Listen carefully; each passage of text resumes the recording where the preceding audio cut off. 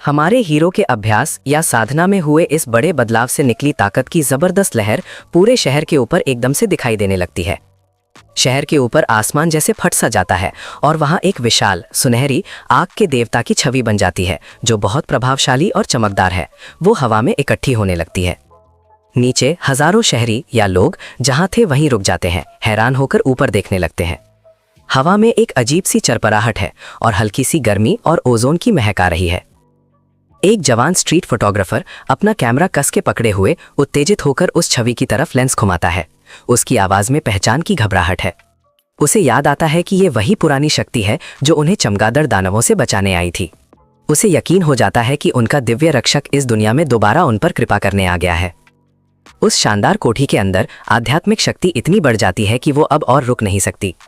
Master bedroom की हवा दबाव के नीचे चीखने लगती है। एक कान फाड़ देने वाली गरज के साथ पिघली हुई सुनहरी रोशनी का एक तेज धमाका हमारे हीरो की जगह से फूट पड़ता है।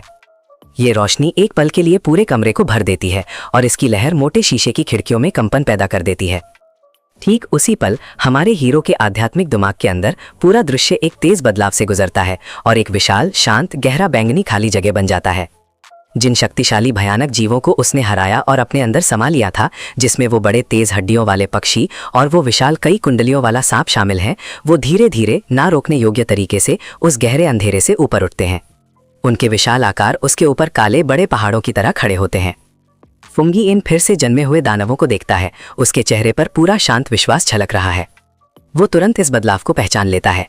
ये डरावने जीव जो कभी सबसे बड़े शिकारी थे, अब हमेशा के लिए उसके गुलाम बन चुके हैं, एक सच्चे राजा के वफादार और विशाल सेवकों की तरह। उनकी मौजूदगी जो बहुत भारी और काली है, उसे डराती नहीं है, बल्कि ये उसकी बढ़ती हुई असीम अंधेरी दुनिया को और ज्यादा मजबूत करती है। वो एक नए सिंहासन पर बैठता है जो घूमती हुई चिपचिपी काली शक्ति से बना है और उसके नीचे हल्की सी आवाज कर रहा है।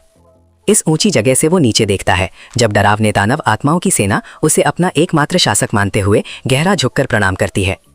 उसके सामने एक छोटा सा सिस्टम विंडो चमकता है जो उसकी प्रगति और उसके क्षेत्र की पुष्टि करता है। घोषणा पत्र बताता है कि उसकी असीम अंधेरी दुनिया को सफलतापूर्वक अपग्रेड कर दिया गया है और उसे एक नई खास शक्ति मिली है। सिस्टम अच्छे से इस नई शक्ति के बारे में समझाता है जिसे असामान्य युद्ध का नाम दिया गया है।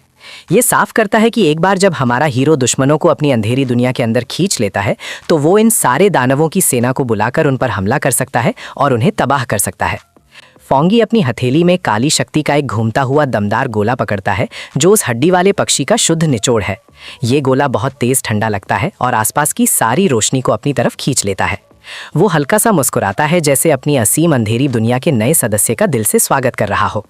वो उस पक्षी की आत्मा की तारीफ करता है, ये कहते हुए कि इसका मूल तत्व बहुत ज्यादा शुद्ध है, जिसके कारण उसकी खुद की बुनियादी आध्यात्मिक ताकत में एक बड़ा और साफ सुथरा बदलाव आएगा। वो इकट्ठी हुई आत्माओं को आदेश देता है कि वो उसके लिए लगन से काम करें और बदले में बड़े इनाम और अच्छे बर्ताव का वादा करता है। जैसे ही वो अपनी नई डरावनी सेना का जायजा लेता है, उसके मन में एक गहरी बात बैठ जाती है। इस शानदार नई शक्ति का पूरी तरह से इस्तेमाल करने के लिए उसे अपनी आध्यात्मिक शक्ति के भंडार को और ज्यादा तेज करना होगा। असली दुनिया में बची हुई शक्ति अपने आखिरी छोर तक पहुंच जाती है। एक आखिरी शानदार झलक के साथ शुद्ध तेज सुनहरी रोशनी की एक विशाल किरण जो इतनी चमकदार और साफ है कि उस पर विश्वास करना मुश्किल है, शहर के बीच से सीधी ऊपर जाती है। वो घने बादलों को चीरते हुए पूरे रात के आसमान को रोशन कर देती है। ये अद्भुत रोशनी देखने वाले हर इंसान को उसकी पक्की जीत का संकेत देती है। हमारा हीरो बिना किसी कोशिश के अपने बिस्तर से कई फुट ऊपर हवा में तैर रहा है। वो एक तेज चमकदार सुनहरी आभा में लिपटा हुआ है। सिस्टम की आवाज उसके दिमाग में साफ गूंजती है जो 3 सितारा आत्मा निर्माण क्षेत्र में सफल प्रवेश की पुष्टि करती है। वो मन ही मन में इस बड़े बदलाव का जायजा लेता है, एक गहरी शांति महसूस करता है।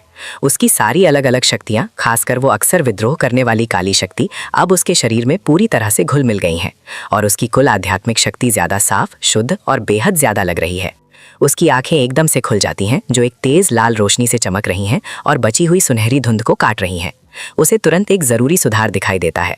वो घबराहट भरा, बेचैन कर देने वाला मानवीय प्रतिरोध जो उसे पहले काली शक्ति का इस्तेमाल करते वक्त होता था, वो पूरी तरह से खत्म हो चुका है। अब उसका नियंत्रण एकदम सही है। हमारा हीरो वापस नीचे तैरता है। उसके पैर नरम से उस महंगे लकड़ी के फर्श को छूते हैं जो अभी भी हल्की सुनहरी रोशनी से चमक रहा है। वो एक पल के लिए वहीं खड़ा रहता है, अपनी इस पूरी हुई शक्ति के एहसास का मजा लेता है। कमरे के बीच में खड़ा होकर वो आराम से अपना हाथ आगे बढ़ाता है और काली आग की 2 तेज धाराओं को बुलाता है, जो पूरी तरह से आज्ञा मानते हुए उसकी उंगलियों के इर्द गिर्द घूमने लगती हैं। वो उस काबू की गई आग को पूरे आत्मविश्वास और संतुष्टि भरी नजरों से देखता है। वो तय करता है कि उसकी बढ़ी हुई ताकत का सही अंदाजा तभी लग पाएगा जब वो अपनी नई क्षमताओं को असली खतरों के खिलाफ सही लड़ाई के हालातों में परखेगा। बाद में स्टार गॉड वॉर जोन के विशाल मुख्यालय हेडक्वार्टर में वृद्ध वो, जो अब पूरी तरह से ताजगी से भरे और मजबूत दिख रहे हैं, जालौन के साथ एक बड़ी शीशे की खिड़की के पास खड़े हैं। वे नीचे दूर टिमटिमाती शहर की रोशनियों को देख रहे हैं। शीशे की सतह पर उनकी सफलता, ब्रेक थ्रू का दूर से आता हुआ हल्का सुनहरा निशान दिख रहा है। वे हमारे नायक की लगभग नामुमकिन तरक्की के बारे में बात कर रहे हैं कि उसने कितनी तेजी से एक बार फिर अपना ओहदा बढ़ा लिया है। उसकी रफ्तार किसी कहानी या मिथक जैसी लगती है। सटीक रूप से कितना समय बीता है जब हमारे नायक को शियाई फूल मिला था, वो फूल जिसने मेरी जीवन शक्ति को स्थिर किया था? वृद्ध वो पूछते हैं। उनके सवाल में हैरानी भरी हुई थी। जालौन अपने टैबलेट पर डेटा देखती है, जिसकी ठंडी रोशनी से उसका चेहरा चमक रहा था। बस मुश्किल से आधा महीना हुआ है वृद्ध जी, शायद 15 दिन, कुछ घंटे कम या ज्यादा। जालौन रुकती है, मन ही मन उस असंभवता का हिसाब लगाती है। सिर्फ 2 हफ्ते से कुछ ज्यादा समय में हमारे नायक ने वो कारनामे कर दिए हैं जिन्हें किसी भी दूसरे बेहतरीन योद्धा पायनियर को हासिल करने में पूरी जिंदगी लग जाती। बुजुर्ग धीरे से सिर हिलाते हैं, उनके चेहरे पर गहरा सम्मान नजर आता है। उसने सिर्फ इस बूढ़े आदमी को नहीं बचाया जालौन, उसने पूरे शिया राष्ट्र के योद्धाओं का भविष्य सुरक्षित कर दिया है। वो सहारा है जिसकी जरूरत हमें पता भी नहीं थी। वृद्ध वो अपनी पुरानी पहचान पर थोड़ी विनम्रता लाते हैं। मुझे विनम्रता से मानना पड़ेगा कि मैं भी, जो जिंगोंग जैसी ऊंची दुनिया का एक साधक हूँ, उस अंधेरे गुण, डार्क एट्रीब्यूट को इतनी बेदाग शुद्धता से नियंत्रित नहीं कर पाता जितनी हमारा नायक करता है। शहर के नज़ारे पर अपनी परछाई देखते हुए वृद्ध वो उस नौजवान की हाल की अविश्वसनीय उपलब्धियां गिनाने लगते हैं। 2 अलग अलग मुख्य शहरों के विकृति राजाओं, एनॉमली किंग्स को खत्म करना, बड़े इलाकों की आपदाओं को सुलझाना और कुछ ही दिनों में 2 बार अपना स्तर बढ़ा लेना। वो सचमुच ईश्वर का प्रिय पुत्र है। बुजुर्ग एक गहरी, लगभग तड़प भरी इच्छा जाहिर करते हैं। मुझे सच में इस नौजवान से आमने सामने मिलना चाहिए। इस बीच टाइटाई शहर की स्पिरिट एसोसिएशन में केंद्रीकृत निगरानी प्रणालियां जोर से अलर्ट चिल्लाती हैं।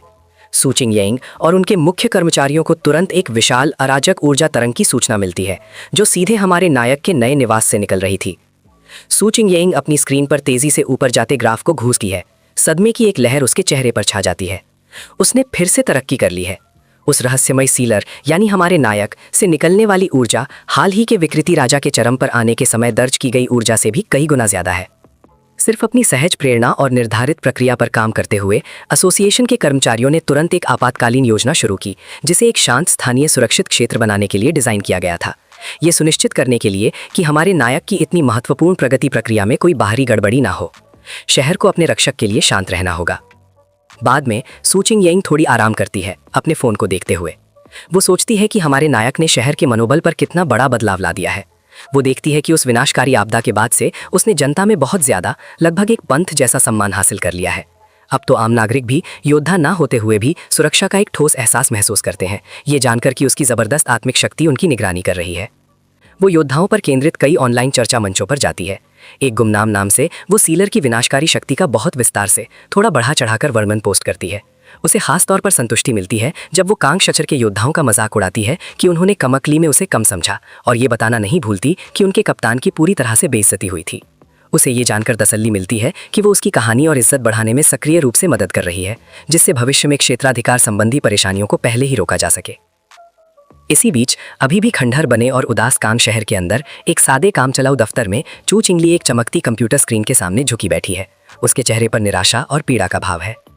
ये असंभव रूप से मुश्किल है, वो खुद से बुदबुदाती है। कड़वी शिकायत करती है कि साधना यानी कल्टीवेशन एक दर्दनाक संघर्ष है और वो उसी अदृश्य दीवार से टकराकर फंस गई है। 2 सितारा घोष कक्स के ओहदे तक पहुंचने की बेताबी से कोशिश कर रही है।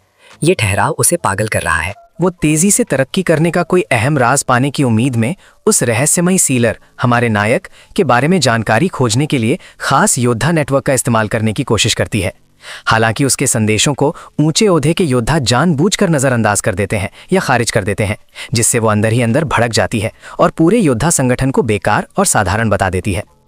उसे कड़वा एहसास होता है, उसके पास सीलर से सच में संपर्क करने के लिए जरूरी पहुंच या असर नहीं है। वो अंधेरे मॉनिटर में अपनी परछाई को घूरती है, हिसाब लगाते हुए। उसकी जबरदस्त इच्छा थी कि वो उससे व्यक्तिगत रूप से मिल पाए, इस विश्वास के साथ कि उसकी ध्यान से संवारी गई खूबसूरती और स्वाभाविक आकर्षण जरूर उसका ध्यान खींच लेगा। हालांकि उसके मन में एक अजीब डर बैठ गया है। उसे चिंता है कि ताकत के इस नए तेजी से बढ़ते हुए दौर में उसका मौजूदा सामाजिक और पेशेवर स्तर शायद अब इतना काफी ना हो कि वो उस आदमी के स्तर के किसी व्यक्ति से मिल भी पाए। खिड़की से नीचे टूटे फूटे आधे बने शहर को देखते हुए वो एक आम चर्चा पब्लिक फोरम का पोस्ट पढ़ती है। वो पोस्ट पक्की करती है कि कांग शहर ने सीलर को पूरी तरह और माफी न देने लायक नाराज कर दिया है, जिससे ये जगह रहने के लिए एक बेकार और रणनीतिक रूप से मरी हुई जगह बन गई है। अचानक साफ समझ के साथ वो ठंडी मेज से दूर हटती है। वो फैसला करती है, मुझे तुरंत ताइथाई शहर वापस जाना चाहिए। अपनी आंखों में एक दृढ़ मजबूत भाव लिए चू चिंगली खड़ी होती है और तेजी से दफ्तर से बाहर निकल जाती है। उसने फैसला कर लिया है कि वो जबरदस्ती अपना भविष्य पकड़ेगी और ताकत के उस बढ़ते हुए केंद्र के पास आने वाले किसी भी मौके को भुना लेगी। सूरज की किरणें उस चिकने आधुनिक घर पर लंबी सुकून भरी परछाइयां डाल रही हैं। लेनी अपने चचेरे भाई के सामने एक बड़ी खाने की मेज पर बैठी है, इस शांति भरे सामान्य भोजन का मजा ले रही है। लेनी अपनी चॉपस्टिक्स नीचे रखते हुए पूछती है, क्या तुम अपनी अगली तरक्की पूरी कर पाए भाई? तुम्हें कोई खास बदलाव महसूस हो रहा है क्या? फोंगी आराम से अपनी चाय की चुस्की लेता है और बड़ी ही सहजता से जवाब देता है, बस ठीक है, मेरी आत्मिक ऊर्जा दुगनी तेजी से काम कर रही है और क्षमता भी दुगनी हो गई है, पर इसके अलावा अभी कोई सच में बहुत बड़ा दुनिया बदलने वाला बदलाव नहीं आया है। हालांकि अपने मन ही मन में हमारा हीरो ये अंदाजा लगा रहा था कि असली गहरे और दुनिया को तोड़ने वाले बदलाव तभी दिखेंगे जब वो अनिवार्य रूप से पौराणिक जिंगोंग स्तर तक पहुंचेगा। तब तक सब कुछ सिर्फ जरूरी तैयारी जैसा लग रहा था। लेनी फिर अपना फोन मेज पर सरकाती है और उसे एक संदेश दिखाती है। वो बताती है, उसकी आवाज में उत्सुकता भरी थी, कि सिस्टर जाओलान ने पूछा था कि क्या वो तियान हाई जंगल की खोजी यात्रा पर जाने में दिलचस्पी रखती है, क्योंकि शुरुआती रिपोर्टों से पता चला है कि दुनिया में कुछ नई अजीब चीजें जो खतरनाक हो सकती हैं वहां दिखनी शुरू हो गई हैं। फोंगी खाने का एक टुकड़ा लेते हुए पुष्टि करता है, मुझे भी न्योता मिला है। वो तुरंत समझ जाता है कि स्टार गॉड वॉरजोन के बड़े अधिकारी कांग शहर की हाल की घटनाओं के कारण हुई अधिकार क्षेत्र की परेशानी और राजनयिक शर्मिंदगी की भरपाई करने की कोशिश कर रहे हैं। चूंकि न्योता दोनों को मिला था, वो तुरंत फैसला करता है, तो हम दोनों साथ चलेंगे। लिनी खुशी से चिल्ला उठती है। इस अचानक मिली मिशन ने बाकी के भोजन में एक तेज रोमांचक स्वाद भर दिया। कुछ घंटों बाद वे अपनी मंजिल यानी तियान हाई जंगल पहुंच जाते हैं। ये एक तनाव वाले बॉर्डर इलाके पर है जो स्टार गॉड वॉरजोन के क्षेत्र के ठीक अंदर है, जहां बड़े बड़े बोर्ड लगे हैं जो आम लोगों के आने पर रोक लगाते हैं। ये जंगल कभी आम स्थानीय जंगल हुआ करता था, पर पिछले 5 सालों में इसमें गैर प्राकृतिक रूप से बहुत तेजी से और घनी वृद्धि हुई है। यहाँ चारों ओर की आत्मिक ऊर्जा की मात्रा अब खतरनाक रूप से ज्यादा है, जिससे वहाँ के पेड़ पौधों और जानवरों में बदलाव यानी म्यूटेशन की दर बहुत बढ़ गई है। ये एक साथ एक बेहतरीन संसाधनों से भरा प्रशिक्षण स्थल भी है और अनजाने खतरों की भूल भुलैया भी, इसलिए ये अभी भी पूरी तरह से सेना के सख्त नियंत्रण में है। यहाँ की हवा में नमी भरी है और घनी सड़ती हुई हरियाली की महक है। घने जंगल के अंदर सूरज की रोशनी वाली एक खुली जगह में कदम रखते ही हमारा हीरो और लिनी का स्वागत एक जाने पहचाने चेहरे ने किया। असफल कांग सिटी मिशन वाली बैंगनी बालों वाली महिला उन्हें देखती है और तेजी से हाथ हिलाकर उनका स्वागत करती है। ताई ताई शहर के सम्मानित कप्तान का अभिनंदन करती है। वो एक पेशेवर कसी हुई मुस्कान देते हुए पूछती है, क्या आप मुझे अभी भी पहचानते हैं? वो जल्दी से बताती है कि वो अभी यहाँ निगरानी केंद्र चला रही है। अधिकारी जाओलान ने खास तौर पर मुझे आपसे मिलने और मौजूदा स्थिति में हुए बदलावों की पूरी जानकारी देने के लिए कहा था। वो अपनी आवाज़ थोड़ी धीमी करके आगे बताती है, आपके आने से ठीक पहले जंगल के अंदर गहराई में एक मुश्किल अप्रत्याशित बदलाव आया है। एक अजीब बदला हुआ आग का रूप सामने आया है, पर यह काली विशेषता वाली आग से अलग है। इस लौ में एक बेहद उदास दम घोटने वाली ऊर्जा है और सबसे जरूरी बात यह है कि इसे साधारण तरीकों से बुझाया नहीं जा सकता। हमारा हीरो ध्यान से सुनता है, उसकी निगाहें तेज थीं। मेरा अंदाजा है कि ये आग की एक नई अज्ञात श्रेणी है। बैंगनी बालों वाली महिला उसके सही अंदाजे की पुष्टि करती है। फिर वो प्रस्ताव देती है, चूंकि इलाका खतरनाक है, मैं आपकी सुरक्षा के लिए आपके साथ गाइड के तौर पर अंदर चल सकती हूँ। हालांकि हमारा हीरो उसकी राय जानने के लिए लिनी की तरफ देखता है, थोड़ा इशारा करते हुए कि शायद उन्हें बाहर की मदद की जरूरत नहीं है। लिनी आत्मविश्वास से उसकी आंखों में देखती है और सहमत होती है। हमें गाइड की जरूरत नहीं है भाई। बैंगनी बालों वाली महिला उनके संयुक्त फैसले को सम्मान के साथ सिर हिलाकर स्वीकार करती है। ठीक है, मैं यहीं इंतजार करूंगी, पर मैं आपसे कहूंगी कि आप अत्यधिक सावधानी से आगे बढ़ें। जैसे ही वो उन्हें जाते हुए देखती है, उसे महसूस होता है कि उसने अपना सारा ध्यान मशहूर सीलर पर लगाया था और उसके बगल में खड़ी शांत लड़की को पूरी तरह नजरअंदाज कर दिया था। जैसे ही उसने अपनी इंद्रियों को केंद्रित किया, वो अचानक सदमे से भर गई। लड़की से निकलने वाली आध्यात्मिक ऊर्जा बहुत शक्तिशाली है, शायद उसकी अपनी ऊर्जा से भी ज्यादा बेहतर और शुद्ध। जब हमारा नायक और लिनी जंगल में गहरे गायब हो गए, तो महिला उन्हें एक मोहित मुस्कान के साथ देखती रही। ये सोच रही थी कि ऐसी कौन सी दैवीय घटना हुई होगी जिसने 2 लोगों को इतना जबरदस्त प्रतिभाशाली बना दिया। वे दोनों घनी हरी पत्तियों से निकलकर जली हुई जमीन पर आ गए। उनके पैरों के नीचे की जमीन पिसी हुई राख की तरह चरमराहट कर रही थी और उससे एक सूखी धातु जैसी महक आ रही थी। वे अब प्रभावित इलाके में प्रवेश कर चुके थे। उनके सामने एक भयानक असंभव दृश्य था। जंगल का एक बहुत बड़ा हिस्सा एक अजीब शांत आग में जल रहा था। एक भयानक चिकना काला नरक जो ऊपर की ओर उठ रहा था, लगभग आसमान को खरोचता हुआ। क्या यही वो जगह है नायक ने पूछा, हालांकि जवाब साफ था। उसने अपना हाथ आगे बढ़ाया और आग की ऊर्जा को महसूस करने के लिए अपनी संवेदी शक्तियों को सक्रिय किया। वो तुरंत आग की लपटों से निकलने वाली मौत की ऊर्जा के भारी, लगभग पागलपन भरे आभामंडल से चौंक गया। ये उदास, अप्राकृतिक रूप से ठंडी ऊर्जा उतनी ही व्यापक और शक्तिशाली थी जितनी कि वो काली लहर खुद थी। उसे तुरंत वो चेतावनी याद आई, ये आग बुझाई नहीं जा सकती और ये केवल भूख से फैलती जाती है। अचानक हमारा नायक अपनी गोल्डन सन ब्रीदिंग टेक्निक को सक्रिय करता है। उसके केंद्र से शुद्ध, चमकदार, सुनहरी ऊर्जा का एक विशाल गूंजता हुआ प्रवाह बाहर की ओर फट पड़ा, जिससे उनके चारों ओर तुरंत गर्मी का एक घेरा बन गया। लिनी, पीछे हटो, अभी, उसने घबराए हुए स्वर में आग्रह किया। उसके मौजूद होते ही वातावरण ने तुरंत प्रतिक्रिया दी। आग के आध्यात्मिक सार से बनी काली, चिकनी, छायादार लतें जलते हुए जंगल के किनारे से भयानक गति से निकलीं और उनकी सुनहरी परिधि पर आक्रामक रूप से झपटीं। जैसे ही नायक अपना बचाव करता है, उसे सच्चाई का एहसास होता है।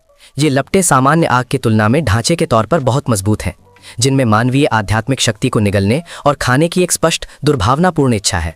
वो काली, पकड़ने वाली ऊर्जा बार बार उसके सुरक्षा कवच से टकराती है और वो घबरा कर देखता है कि यहाँ तक कि उसके सर्वोच्च यांग गुण का भी तुरंत शुद्धिकरण वाला असर नहीं हो रहा है जिसकी उसने उम्मीद की थी। एक तुरंत आदेश के साथ नायक ने लिन यी के चारों ओर सुनहरे कवच को मजबूत और ठोस कर दिया। उसे एक सुरक्षित, गर्म खोल में लपेट दिया। उसने मुख्य आग की ओर इशारा किया, इस काली आग का स्रोत ठीक सामने है। चूंकि तुम्हारी आध्यात्मिक शक्ति लकड़ी गुण की है, तुम स्वाभाविक रूप से इस तरह की आक्रामक आग के प्रति संवेदनशील हो। तुम्हें मेरी सुरक्षा के अंदर ही रहना होगा। लिन यी ने मजबूती से सिर हिलाकर अपनी सहमति दी।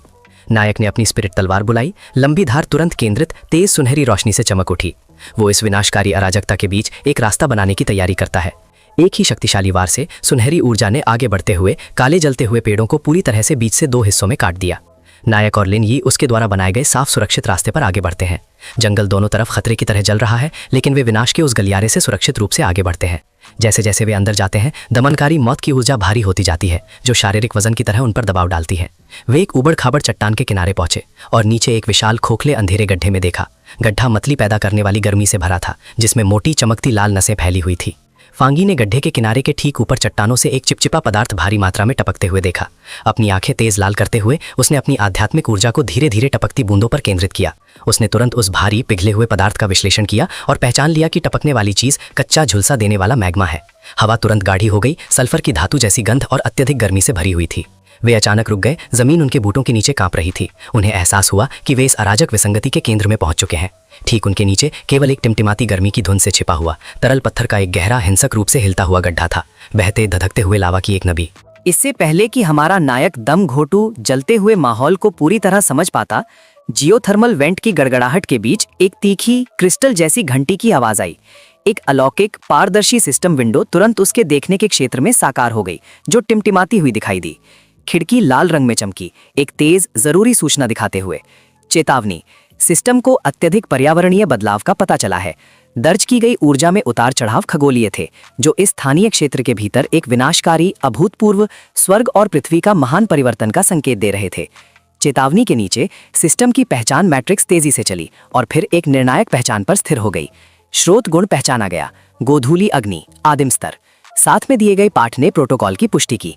पाई गई ऊर्जा हस्ताक्षर की शुद्धता और तीव्रता के कारण सिस्टम तुरंत स्वचालित डेटा अधिग्रहण शुरू करेगा, ताकि गोधूली अग्नि गुण पर आधारित एक पूरी तरह से नई युद्ध तकनीक लिखी और संश्लेषित की जा सके। गहरी गुफा के अंदर की हवा मोटी और भारी थी, जिसमें हल्की हल्की सल्फर और ओजोन की बू आ रही थी। जब उसने जमीन के नीचे पिघली हुई चट्टान को देखा, जो जमीन के अंदर एक चमकती, बहती हुई नारंग पीली नदी जैसी थी, तो प्रोटैगनिस्ट तुरंत किनारे की तरफ बढ़ गया। उसने जानबूझकर अपना हाथ आगे बढ़ाया और वॉल्केनिक मटेरियल के गिरते हुए हिस्से को छुआ। वो सतह हैरानंगेज तरीके से तरल, फ्लूइड थी, फिर भी बहुत ज्यादा चमकदार थी।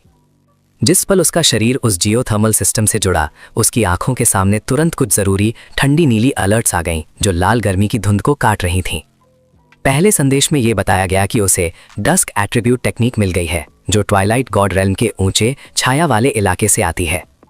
इसके बाद एक और बहुत विस्तार वाली अलर्ट सामने आई, जिसमें इस टेक्निक की क्षमता बताई गई थी कि ये आसपास की एट्रीब्यूट एनर्जी को खा सकती है और इस तरह इस नए एट्रीब्यूट को जितनी शक्ति उसने समोई है उसके अनुसार बढ़ा सकती है।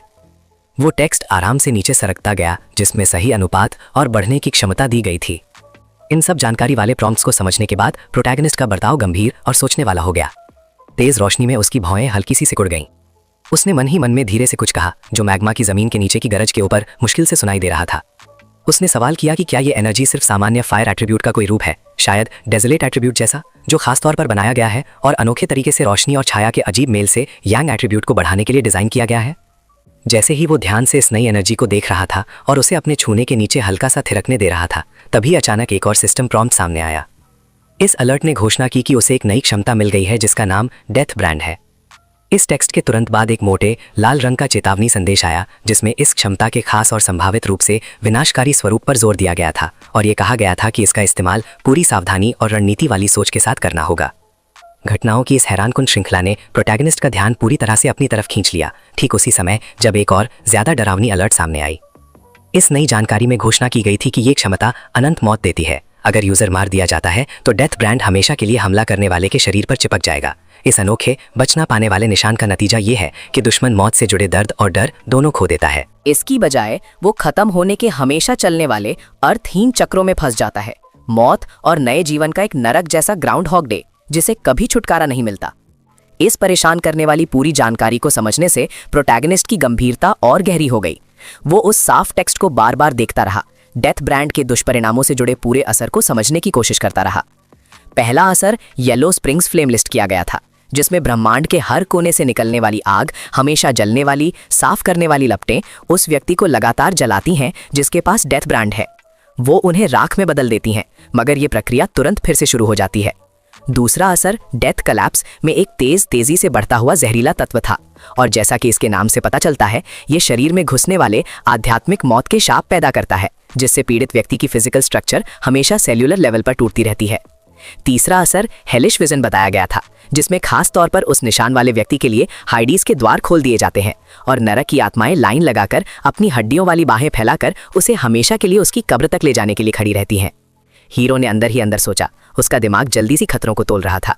अनंत मौत बिला शक ये क्षमता बहुत जबरदस्त है, इसमें बहुत बड़ी शक्ति है, मगर ये मेरी वर्तमान परिस्थितियों के लिए ठीक नहीं हो सकती। जो कीमत देनी पड़ेगी, पहली मौत, वो बहुत ज्यादा है। मौत का ये ना खत्म होने वाला साइड इफेक्ट, ये वो चीज़ है जिससे मैं हर हाल में बचना चाहता हूँ। उसने आगे बढ़कर ठंडे होलोग्राफिक सिस्टम इंटरफेस को आसानी से चलाया और एक चयन को अंतिम रूप दिया। एक निश्चय भरे मानसिक निवेदन के साथ उसने सिस्टम को निर्देश दिया कि डेथ ब्रांड एबिलिटी को उसके डॉर्मेंट स्किल्स रजिस्टर में सुरक्षित रखे, लेकिन उससे तुरंत सीखने या अपने एक्टिव स्किल्स में पूरी तरह से शामिल करने में देरी करे। इसी पल लिन याई ने हीरो को बहुत ध्यान से देखा। मैग्मा से बनी हुई एक मजबूत घूमती हुई ढाल ने उसे पहले ही घेर लिया था और वो उसके अंदर आराम से खड़ा था, उस जबरदस्त जियोथर्मल पावर को खींच रहा था। उस सुरक्षित दीवार से निकलने वाली गर्मी की चमक उसकी दूरी से भी महसूस हो रही थी। एलिमेंटल मास्टरी का ये नज़ारा देखकर लिन याई को एक साथ खुशी और गहरा आश्चर्य हुआ। उसने सोचा कि उसके चचेरे भाई ने असल में ऐसी लपटों में महारत हासिल कर ली है जो नरक की उस भयंकर पुरानी गहराई जैसी लगती हैं। उसने सोचा कि क्या इसका मतलब ये है कि उसने एक और अलग एट्रीब्यूट एबिलिटी हासिल कर ली है।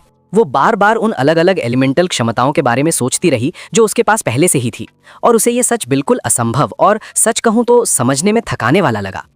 जल्दी से स्पिरिचुअल एनर्जी को एब्जॉर्ब करने के बाद प्रोटैगनिस्ट का गंभीर चेहरा वापस आ गया, जो अब एक एकाग्रता वाले शांति से बदल गया था। एक शांत मुस्कुराहट के साथ जो उसकी आंखों तक नहीं पहुंची थी, उसने लिनी की तरफ देखा और उसे ध्यान लगाए रखने की सलाह दी, ये इशारा करते हुए कि ये वोल्केनिक एनर्जी ही गुफा के अंदर अकेली दिलचस्प चीज या खतरा नहीं थी। जैसे ही लिनी ने ये हल्की होशियारी वाली चेतावनी सुनी, वो तुरंत घूम गई। उसकी सारी इंद्रियां तेज हो चुकी थी। उसने अपने ठीक पीछे एक बहुत ऊंचा चिपकली जैसा आकार देखा जो गुफा की दीवार पर एक बहुत बड़ा खुरदुरा साया डाल रहा था। इस अचानक डर पैदा करने वाले दृश्य से उसके अंदर थोड़ा सा सच्चा डर दौड़ गया। तुरंत ही वो हीरो पूरी रफ्तार से आगे बढ़ा, इतनी तेज कि लिन ही उसे ठीक से देख भी नहीं पाई। उसकी तलवार चमकदार स्टील की एक झलक की तरह बाहर निकलकर तैयार थी और उसने खुद को लिन ई और उस विशाल जीव के बीच में खड़ा कर दिया। उसने शांति से लिन ई को बताया, उसकी आवाज़ उस जानवर के इतने करीब होने के बावजूद भी स्थिर थी, कि ये कोई असली ड्रैगन नहीं है बल्कि एक म्यूटेटेड लिजर्ड है। उसने इसे हल्के में लेते हुए कहा कि इसकी अधिकतम शक्ति बस एक थोड़े बड़े 4 पैर वाले कीड़े जितनी ही है। इसके बाद उस प्रोटैगनिस्ट ने अपनी नई मिली हुई ट्वाइलाइट एनर्जी को चालू किया। एक गहरा घना धुआं उसके हाथ के चारों तरफ घूमने लगा और फिर वो एक गहरे पर्पल रंग की आग में बदल गया। वो हंसा, उस हंसी में आत्मविश्वास और उत्सुकता थी, और उसने घोषणा की कि ये उसकी सबसे नई क्षमता ट्वाइलाइट फ्लेम डोमेन का फील्ड ट्रायल करने का बिल्कुल सही समय है। जैसे ही उस रेप्टिलियन चीज ने बढ़ते हुए खतरे और आग के असामान्य रंग को देखा, उसने तेजी से अपना मुंह खोला। उसके गले से सफेद गर्म आग का एक मोटा दहाड़ता हुआ स्तंभ निकला। ये कॉन्सेंट्रेटेड फायर टाइप असॉल्ट सीधे हीरो की तरफ निशाना बना रहा था। उस आते हुए हमले को समझते हुए प्रोटैगनिस्ट ने तुरंत अपनी तलवार आगे फेंकी और अपना जवाबी हमला छोड़ दिया। ट्वाइलाइट फायर का एक केंद्रित घूमता हुआ वॉर्टेक्स। दोनों एनर्जीज हवा में जोर से टकराई, जिसका नतीजा एक तुरंत आंखों को चौंधियाने वाले धमाके में हुआ। टक्कर की शक्ति इतनी ज्यादा थी, एक दुनिया को हिला देने वाली क्रैक की आवाज, कि पूरी जमीन के अंदर वाली गुफा की संरचना एक अकेली विशाल शॉकवेव से टूट गई। धमाके की फैलने वाली शक्ति बहुत ज्यादा थी, जो चट्टान को फाड़ती हुई निकल गई। छुपे हुए प्रवेश द्वार के बाहर खड़े गार्ड्स इस अचानक घटना से पूरी तरह दंग रह गए। गुफा की दीवारें उनके पैरों के नीचे कांप उठीं। एक महिला गार्ड ने तेज दबाव वाले जोर को और उसके बाद आने वाली बारीक धूल की बारिश को महसूस किया और तुरंत अपने कॉम्स में घोषणा की कि अंदर एक बहुत बड़ा माल फंक्शन हो गया है और रीइंफोर्समेंट्स को तुरंत बुलाने की मांग की।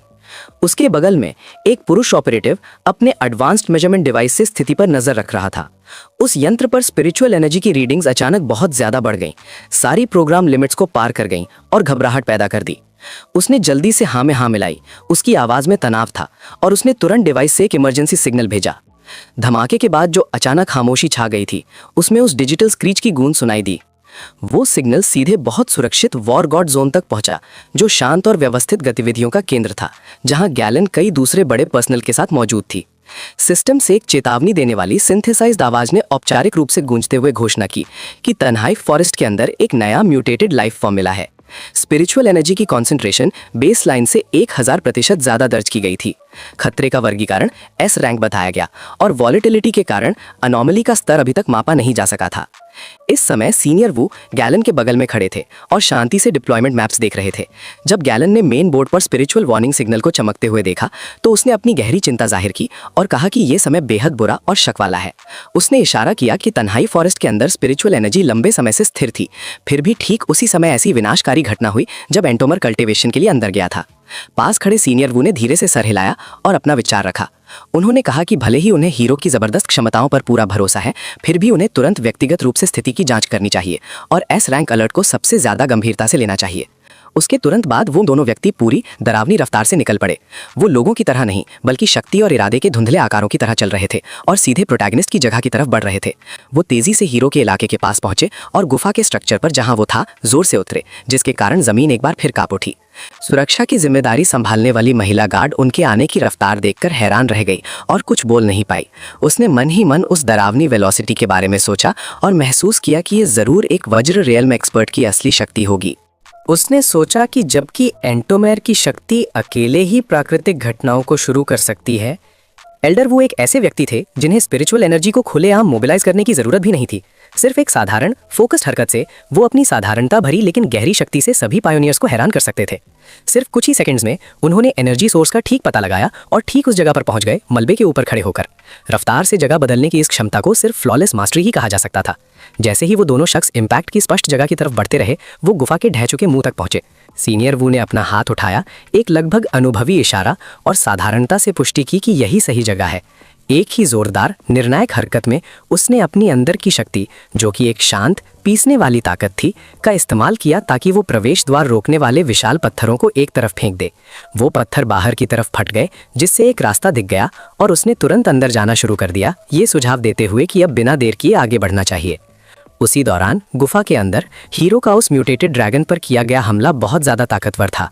ताकि उस भयंकर विस्फोट के दौरान लिनी की सुरक्षा हो सके, हीरो ने सहज बुद्धि से उसके आसपास एक घनी डिफेंसिव बैरियर बना दी थी। लेकिन इस उपाय के बावजूद भी लिनी थोड़ी हिल गई थी। उस टक्कर से पैदा हुए तेज दबाव और आंख चुंधियाने वाली फ्लैश से वो थोड़ी देर के लिए प्रभावित हो गई थी। उसकी आंखों के सामने थोड़ी देर के लिए बची हुई गर्मी की धुंध और धुएं के कारण अंधेरा छा गया था। उस रोशन इलाके की तरफ देखते हुए जहां हीरो मजबूती से खड़ा था, उसने चिंता से आवाज लगाई, जबकि विस्फोट का शोर अभी भी उसके कानों में गूंज रहा था। उसने पूछा, भैया क्या आप ठीक हैं? वो क्या था? ड्रैगन को पूरी तरह से खत्म करने के बाद, जिसका विशाल शरीर अब टूटी हुई कैबिन फ्लोर पर ठंडा पड़ रहा था, हीरो ने शांति से जवाब दिया, मैं बिल्कुल ठीक हूँ, लेकिन ऐसा लगता है कि कोई बाहर वाला हमसे डिस्कशन करना चाहता है। जिस पल प्रोटैगनिस्ट ने ये शब्द कहे, सीनियर वू अचानक एक ही शांत फ्लैश में उसके सामने प्रकट हो गए। उन्होंने वो दूरी तुरंत ही तय कर ली थी। हीरो ने तुरंत एक गंभीर चौकन्ना पोस्चर अपनाई और नए आए व्यक्ति पर अपनी तेज नजर जमा दी। फिर सीनियर वू ने बोला, उनकी आवाज गहरी और ठहरी हुई थी। उन्होंने कहा, आप मेरे जीवनदाता दी एंटोमेर है ना?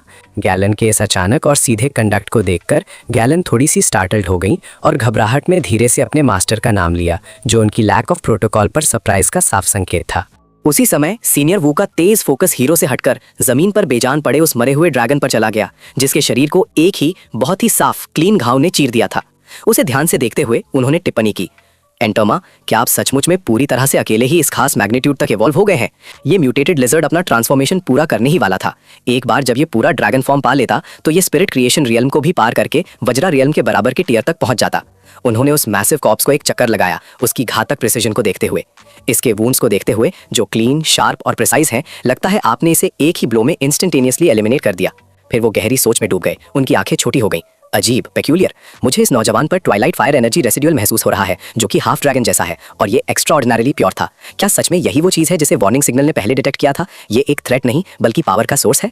इस मोमेंट पर गैलन आगे बढ़ी, खुद को अटेंशन में लाई और हीरो से डायरेक्ट क्वेश्चन किया, क्या आपने एक बार फिर से सिचुएशन को रिजॉल्व कर लिया? सवाल सुनकर हीरो ने शांति से ईमानदारी के साथ जवाब दिया, टू बी ऑनेस्ट, मैंने इसे डायरेक्टली टर्मिनेट कर दिया। ये सुनकर गैलन अटरली शॉक थी और उसके एक्शन के वेट पर कॉन्टेम्पलेट किया। अगर ये हाफ ड्रैगन सफलतापूर्वक अपना ब्रेक थ्रू अचीव कर लेता तो इसके पास वज्रा रियल्म लेवल की स्ट्रेंथ होती, जो पोटेंशियली पूरे जोन में भयंकर तबाही मचा सकता था। फिर भी द वॉर जोन में पहले कभी इसकी प्रेजेंस का पता नहीं लगाया था। ये एक मैसिव ब्लाइंड स्पॉट था। अगर एंटोमा नहीं होता तो इसके नतीजे और लॉस ऑफ लाइफ अनइमेजिनेबल होते।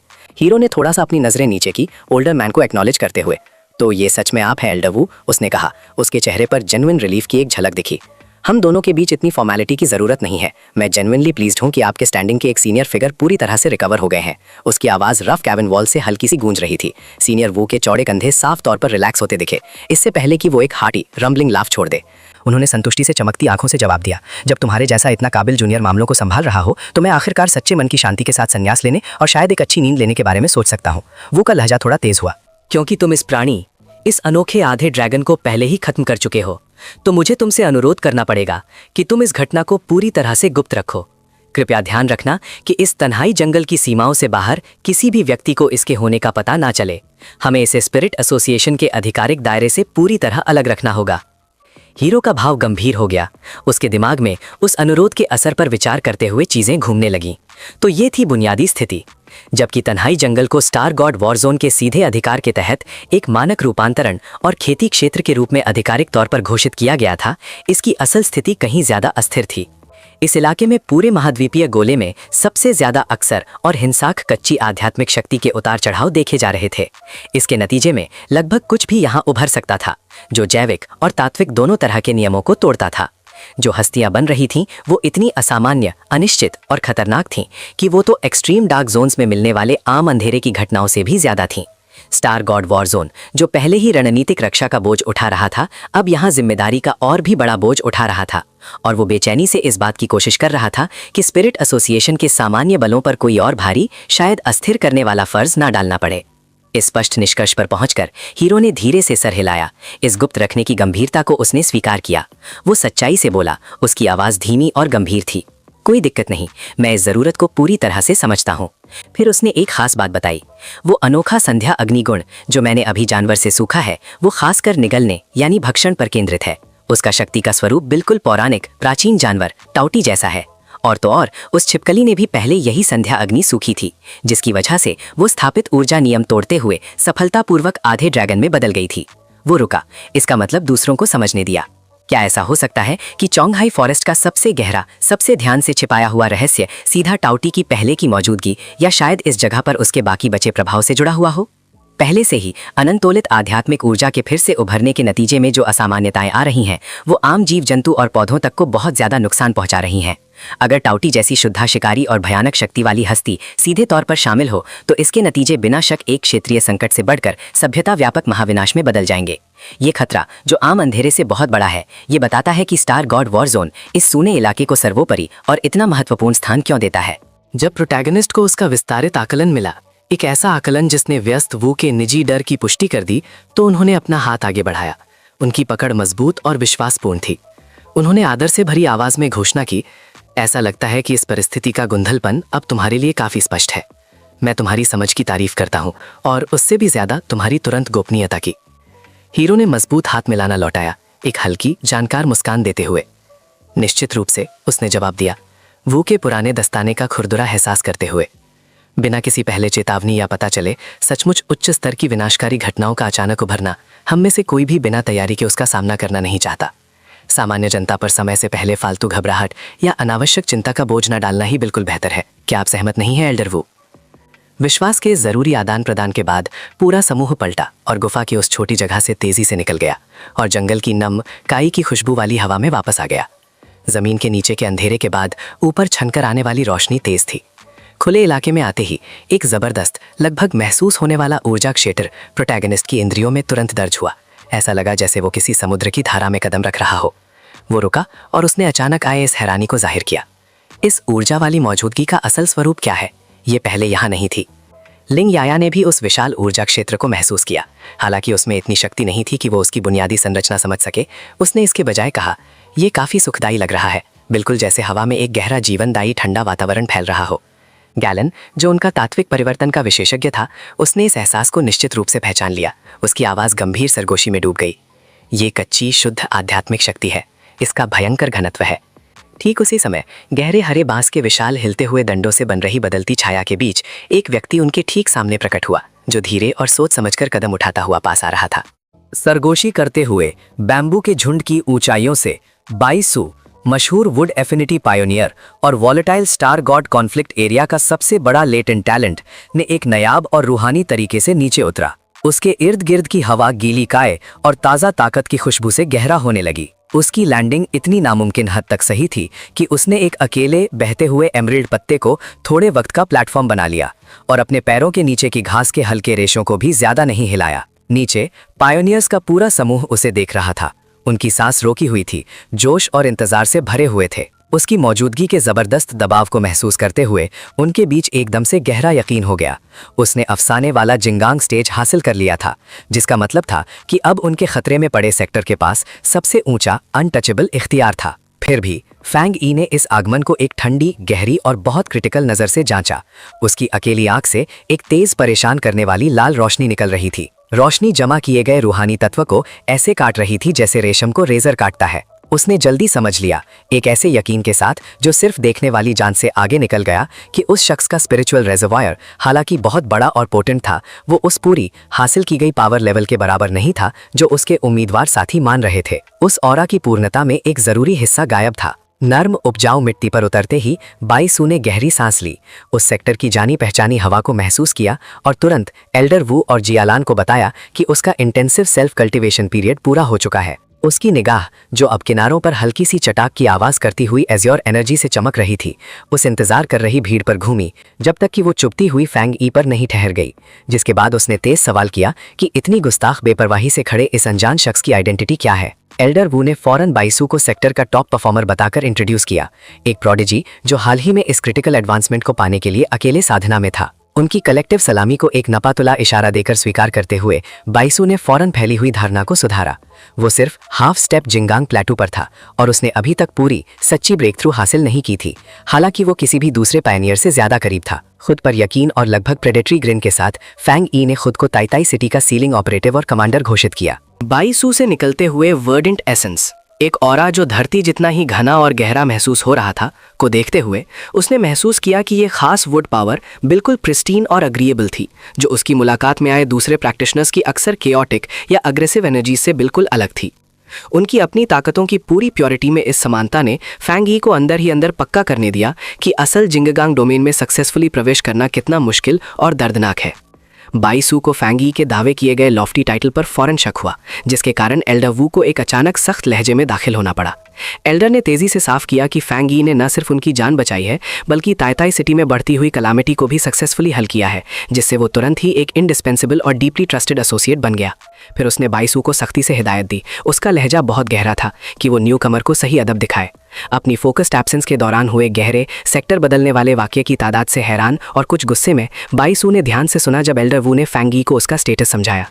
एल्डर ने बताया कि बाईसू एक सिंगुलरली गिफ्टेड इंडिविजुअल है, जिसे अर्ली स्पिरिचुअल अवेकनिंग मिली और उसने नेशन के प्रीमियर कल्टिवेशन रिसोर्सेज से फायदा उठाया, जिसने उसकी डेवलपमेंटल स्पीड को फैंग ई की कुदरती पेस को टक्कर देने, शायद उससे सरपास करने की भी इजाजत दी।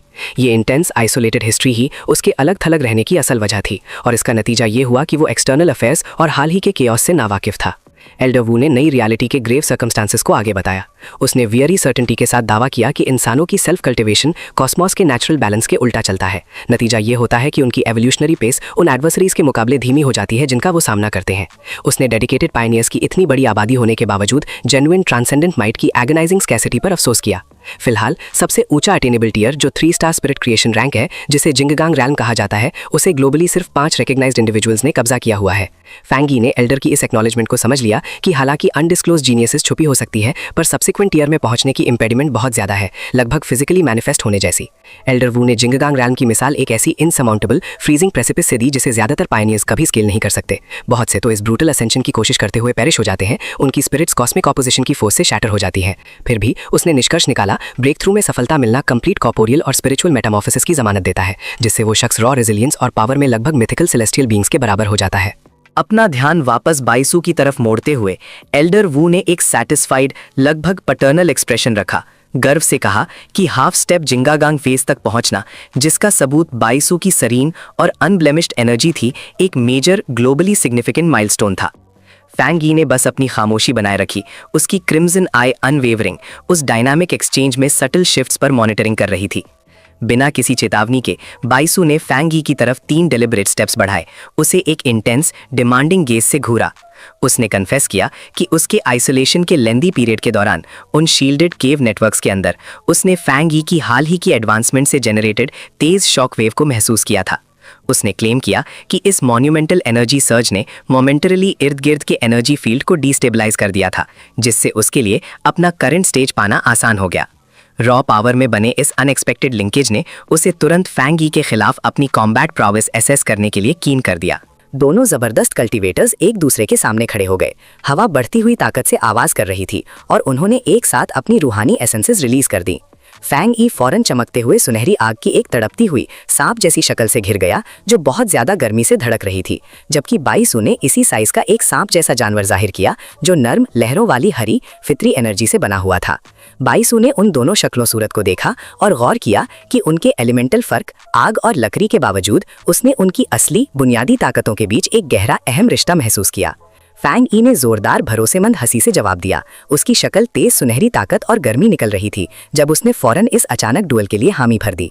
कंट्रोल की जरूरत को पहचानते हुए एल्डर वू ने फौरन फैसला सुनाने वाले का किरदार संभाल लिया। उसने हुक्म दिया कि सब देखने वाले तेजी से एक महफूज दूर पेरीमीटर तक पीछे हट जाएं और लड़ने वालों को खबरदार किया कि वो खुद को या फितरी माहौल को नाकाबिले तलाफी हमेशा के लिए नुकसान पहुंचाने से पहले अपना हमला रोक दें। फैंग यी और बाइसू ने एक दूसरे पर अपनी निगाह जमा ली। उनकी जलाती हुई नजरें छिपी हुई ताकत से भरी हुई थीं जब वो अपनी शुरुआती जांचने वाली चाल चलने के लिए तैयार हुए। उनकी टकराती हुई शुरुआती एनर्जीज का अगला असर फौरन और तबाहकुन था, जिसके नतीजे में एक बहुत बड़ा धमाका हुआ जिसने आसपास के जंगल को बर्बाद कर दिया और टूटी हुई लकड़ी और उखड़ी हुई मिट्टी की एक शॉकवेव देखने वालों के पेरीमीटर पर फैल गई।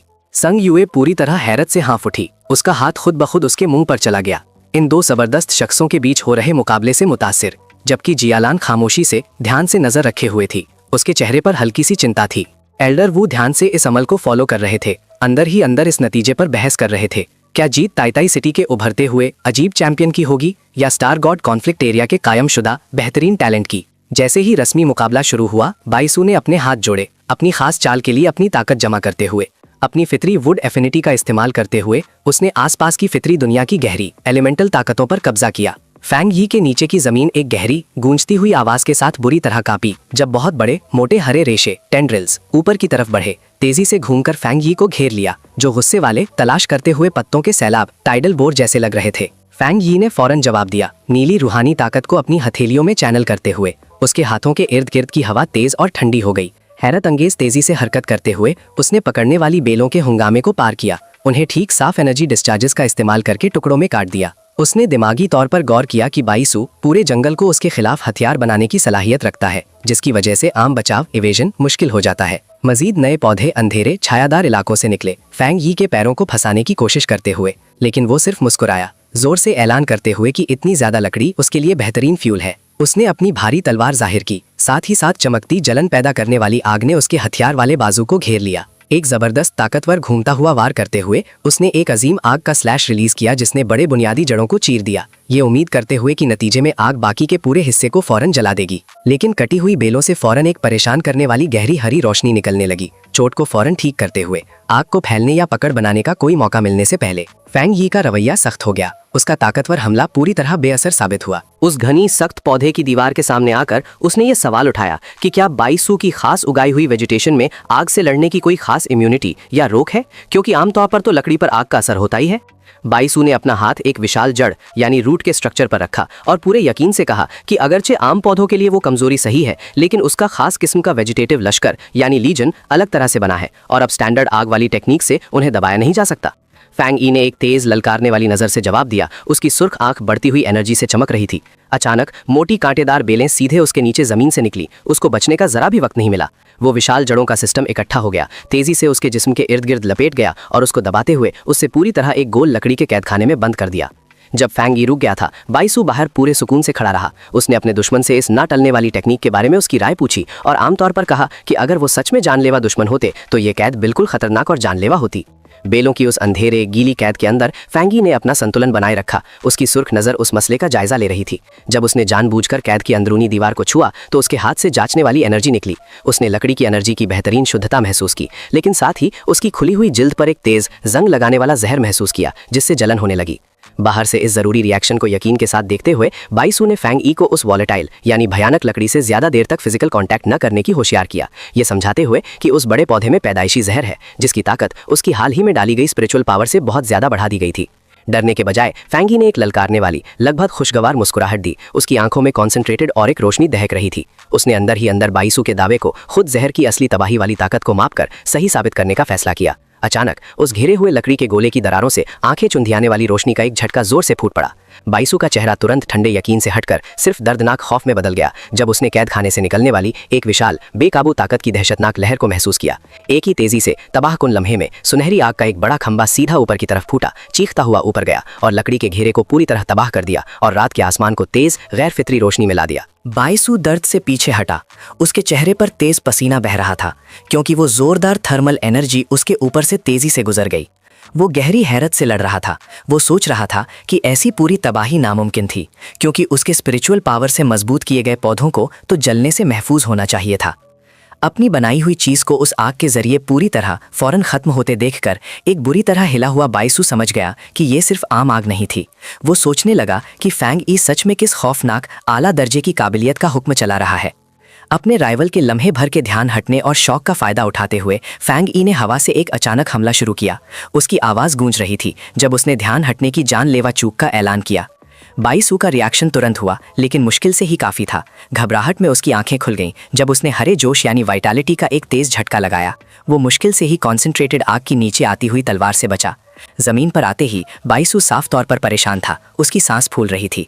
वो पूरी कोशिश कर रहा था कि ये कैसे समझे कि फैंग ई, जिसके पास सिर्फ 3 स्टार स्पिरिट क्रिएशन रैंक थी, ऐसी काबिलियत दिखा रहा था जो उसकी अपनी होशियारी से बढ़ाई हुई ताकत के बराबर या उससे भी आगे निकल गई थी।